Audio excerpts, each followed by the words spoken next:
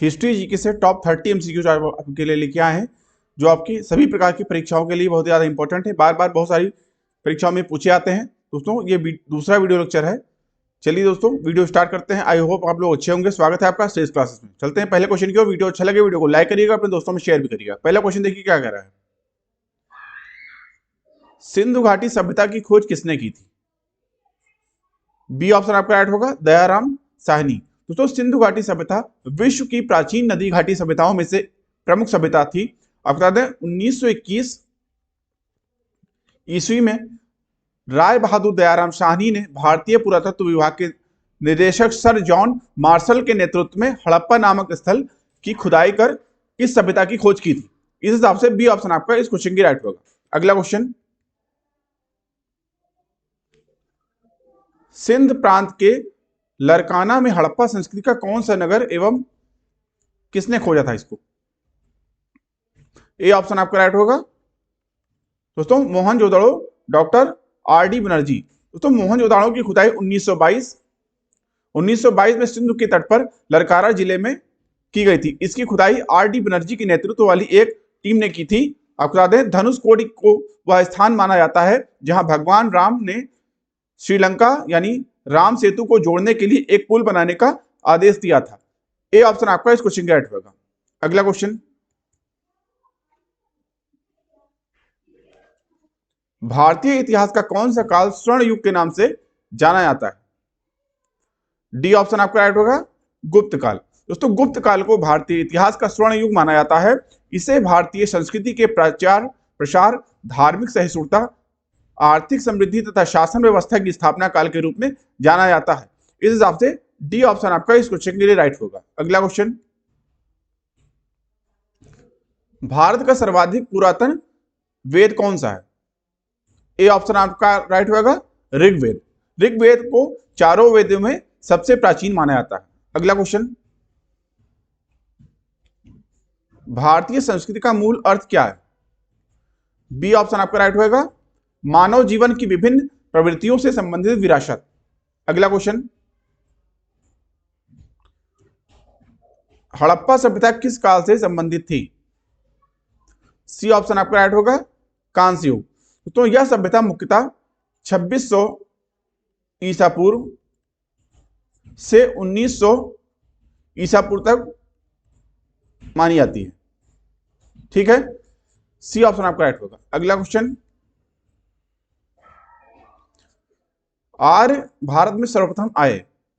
D option आपका right होगा, उत्तर पश्चिम से। दोस्तों आर्यों का भारत में आगमन कुछ 1500 ईसा पूर्व से लेकर 600 ईसा पूर्व के बीच हुआ था। वे आस्तिक थे और वेदों के प्रथम शिक्षा गुरु थे। आपको बता दें अविनाश चंद्र झा और डॉक्टर संपूर्णानंद के अनुसार आर्य सप्त सैंधव प्रदेश यानी कि भारतवर्ष के उत्तर पश्चिमी भाग से आए थे। इस हिसाब से डी ऑप्शन आपका राइट होगा। अगला क्वेश्चन, पुराणों की कुल संख्या कितनी है? डी ऑप्शन आपका राइट होगा, 18। दोस्तों पुराणों की संख्या 18 है, जिनमें विष्णु पुराण, पद्म पुराण, ब्रह्म पुराण, वायु पुराण, भागवत पुराण, नारद पुराण, मार्कंडेय पुराण, अग्नि पुराण, ब्रह्म वैवर्त पुराण, लिंग पुराण, वाराह पुराण, स्कंद पुराण, वामन पुराण, कूर्म पुराण, मत्स्य पुराण, गरुड़ पुराण, ब्रह्मांड पुराण और भविष्य पुराण शामिल है। इस हिसाब से 18 पुराण है। डी ऑप्शन राइट होगा। अगला क्वेश्चन, जैन धर्म के प्रथम तीर्थंकर कौन है? ए ऑप्शन आपका राइट होगा, ऋषभदेव। दोस्तों जैन धर्म के संस्थापक प्रथम तीर्थंकर ऋषभदेव या आदिनाथ हैं। ठीक है, इनको आदिनाथ भी कहा जाता है। अगला क्वेश्चन, ऋग्वैदिक काल में भारतीय राजनीतिक व्यवस्था किस प्रकार की थी? बी ऑप्शन आपका राइट होगा, राजतंत्रात्मक। दोस्तों वैदिक काल में राजतंत्रात्मक प्रणाली प्रचलित थी। इसमें शासन का प्रमुख राजा होता था। बी ऑप्शन राइट होगा। अगला क्वेश्चन, गौतम बुद्ध ने निर्वाण कहां प्राप्त किया था? सी ऑप्शन आपका राइट होगा, कुशीनगर में। दोस्तों ऐतिहासिक विवरणों के अनुसार गौतम बुद्ध को 80 साल की उम्र में, मतलब 80 वर्ष की उम्र में देवरिया जिले के कुशीनगर में निर्वाण प्राप्त हुआ था। अगला क्वेश्चन, बौद्ध धर्म के संस्थापक गौतम बुद्ध का जन्म कहां हुआ था? बी ऑप्शन आपका राइट होगा, लुम्बिनी में। दोस्तों भगवान बुद्ध का जन्म 623 बीसी में लुम्बिनी के प्रसिद्ध बागों में हुआ था, जो जल्द ही तीर्थ यात्रा का स्थान बन गया। अगला क्वेश्चन, सिंधु घाटी सभ्यता के लोगों का मुख्य व्यवसाय क्या था? ए ऑप्शन आपका राइट होगा, कृषि। दोस्तों विभिन्न कृषि वस्तुओं जैसे जौ, चावल, गेहूं, मटर, सरसों इत्यादि का उपयोग ये लोग करते थे। ठीक है, अगला क्वेश्चन, मौर्य वंश की स्थापना किसने की थी? सी ऑप्शन आपका राइट होगा, चंद्रगुप्त मौर्य ने। दोस्तों इसकी स्थापना का श्रेय चंद्रगुप्त मौर्य और उनके मंत्री चाणक्य को दिया जाता है। चाणक्य को कौटिल्य के नाम से भी जाना जाता है। यह साम्राज्य पूर्व में मगध राज्य में गंगा नदी के मैदानों, आज का वो बिहार एवं बंगाल से शुरू हुआ था। ठीक है, अगला क्वेश्चन, गुप्त साम्राज्य के किस शासक ने महाराजाधिराज की उपाधि धारण की थी? ए ऑप्शन आपका राइट होगा, चंद्रगुप्त प्रथम। दोस्तों चंद्रगुप्त प्रथम 319 से 334 ईस्वी तक ये रहे गुप्त वंश का प्रथम महान शासक चंद्रगुप्त प्रथम थे। उसने महाराजाधिराज की उपाधि धारण की। लिच्छवियों से वैवाहिक संबंध स्थापित कर उसने अपनी स्थिति दृढ़ की थी। ठीक है, ए ऑप्शन राइट होगा। अगला क्वेश्चन, हड़प्पा सभ्यता के निवासी किसके उपासक थे? डी ऑप्शन आपका राइट होगा, पशुपति के। दोस्तों हड़प्पा सभ्यता में पशुपति को प्रथम प्रमुख देवता माना जाता था। अगला क्वेश्चन, निम्नलिखित में से किस ग्रंथ का संबंध बुद्ध से है? डी ऑप्शन आपका राइट होगा, जातक कथा। अगला क्वेश्चन, गौतम बुद्ध ने सर्वप्रथम अपना उपदेश किस स्थान पर दिया? बी ऑप्शन आपका राइट होगा, सारनाथ। दोस्तों गौतम बुद्ध ने अपना पहला उपदेश सारनाथ में दिया था।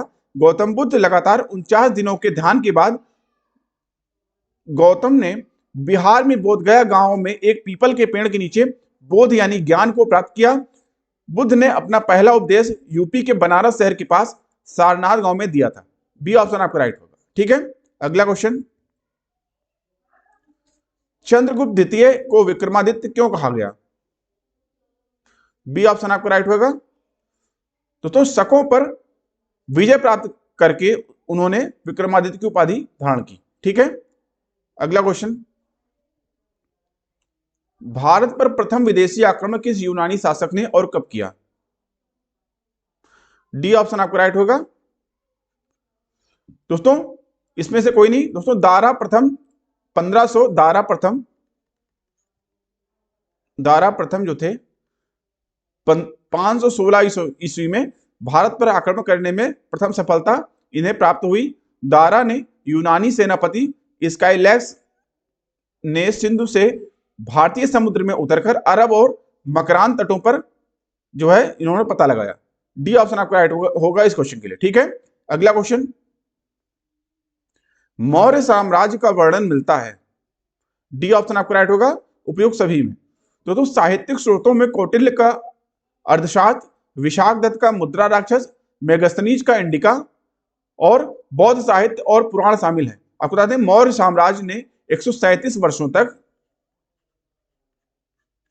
भारत में राज किया। इसकी स्थापना का श्रेय चंद्रगुप्त मौर्य और उनके मंत्री चाणक्य यानी कौटिल्य को जाता है। डी ऑप्शन आपका राइट होगा। अगला क्वेश्चन, विक्रमी संवत का कब से आरंभ हुआ? सी ऑप्शन आपका राइट होगा, 57 ईसा पूर्व। दोस्तों विक्रम संवत का आरंभ 57 ईस्वी पूर्व हुआ था, इसलिए हिंदू विक्रम संवत अंग्रेजी कैलेंडर वर्ष के 57 वर्ष आगे चलता है। आपको बता दें विक्रम संवत कैलेंडर चंद्र आधारित है। हिंदू कैलेंडर में कुल 12 माह होते हैं जो इस प्रकार हैं: चैत्र, वैशाख, ज्येष्ठ, आषाढ़, श्रावण, भाद्रपद, अश्विन, कार्तिक, मार्गशीर्ष, पौष, माघ और फागुन। ठीक है, सी ऑप्शन आपका राइट होगा। अगला क्वेश्चन,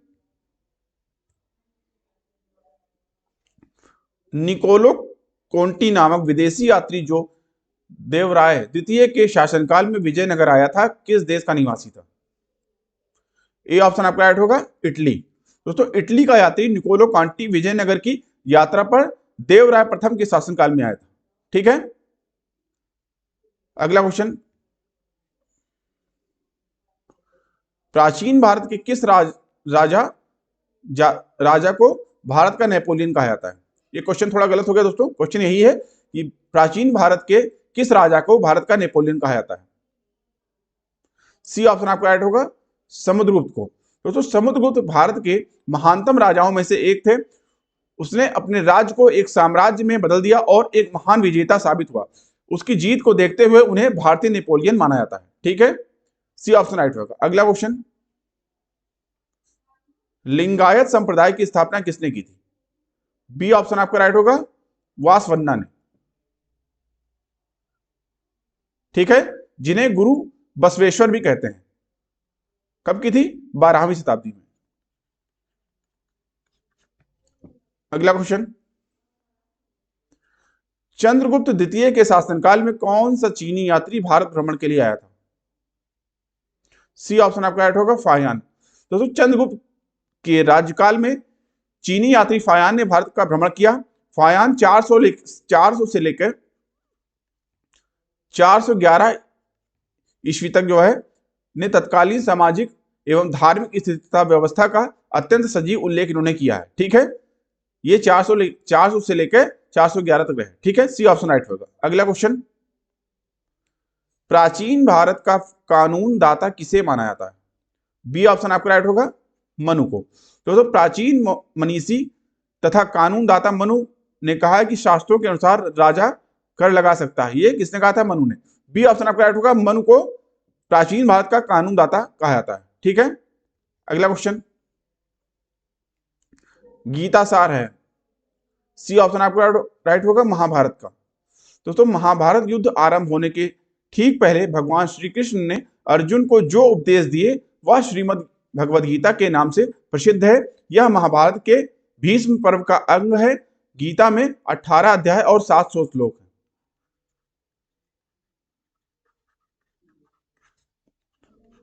700 श्लोक है इसमें। सी ऑप्शन राइट होगा। अगला क्वेश्चन, अष्टांग मार्ग के पालन की शिक्षा किसने दी थी? डी ऑप्शन आपका राइट होगा, गौतम बुद्ध ने। दोस्तों आर्य अष्टांगिक मार्ग भगवान बुद्ध की प्रमुख शिक्षाओं में से एक है, जो दुखों से मुक्ति पाने एवं तथ्य ज्ञान के साधन के रूप में बताया गया है। अष्टांग मार्ग के सभी मार्ग सम्यक शब्द से आरंभ होते हैं। सम्यक का अर्थ होता है अच्छी या सही। ठीक है, अगला क्वेश्चन, भारत में मुद्राओं का चलन किस काल में शुरू हुआ? बी ऑप्शन आपका राइट होगा, चंद्रगुप्त के शासनकाल में। ठीक है दोस्तों, प्रथम गुप्त वंश के राजा चंद्रगुप्त के काल में यह शुरू हुआ।